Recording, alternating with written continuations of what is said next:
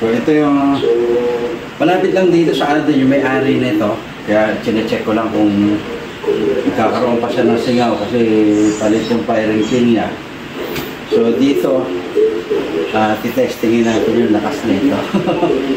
Kasi yung ano talaga niyan is yung power, yung pinaka main na ginagawa natin. So tingnan natin dito.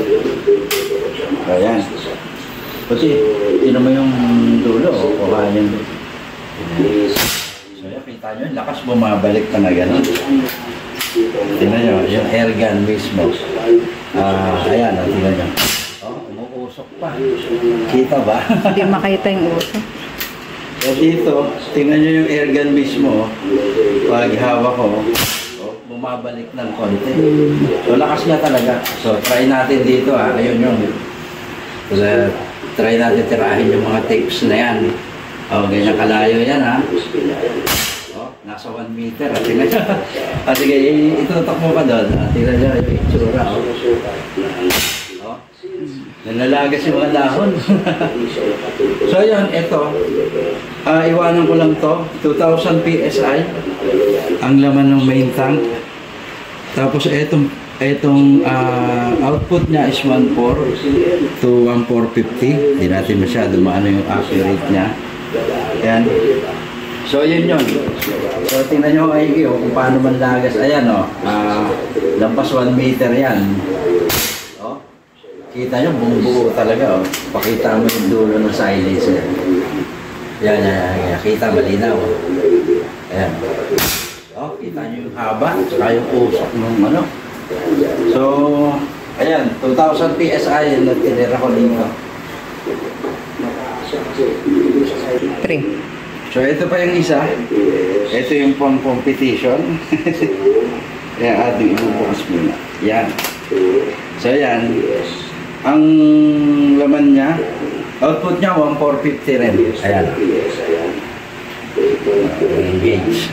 So yung laman niya dito is, ito wala na talaga siguro. Lampas 2.5.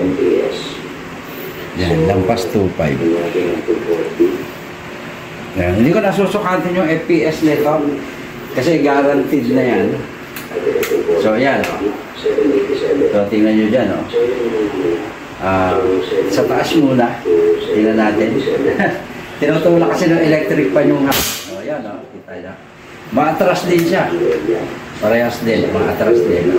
Isa pa. Ayan ramdam na ramdam niya dito yung impact ng pagbalik. Try natin ulit doon. Yan doon. Ayan, kita nyo. Laki ng bagsik nung lumalabas na hangin. Tinan nyo na. So, ganyan siya. Ano siya, ang lakas ng hangin na lumalabas sa kanya. So, tingnan nyo doon. Layo niyan. Pero talagang buong buo. So, ito na yun. Dalawa pa lang yan sa ano ko na ilalabas yung iba. Pag tapos na, ito kasi, tapos na to, ito. Tapos na rin siya, di kaya lang, ano natin yan. Ito isa na to, iwanan ko yan para sa leak test.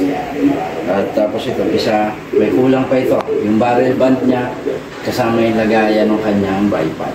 So, ayan. So, ayan yan. Ang babagsik. Ayan o. Babagsik niya. Yun, gano'n. Yung ano natin, ginagawa natin as of now. So, ayan. At medyo tapos namin. Ano muna tayo para doon sa barrel band nito. Ano muna natin, ikago muna. So, ganito na lang po. At maraming salamat sa inyong lahat.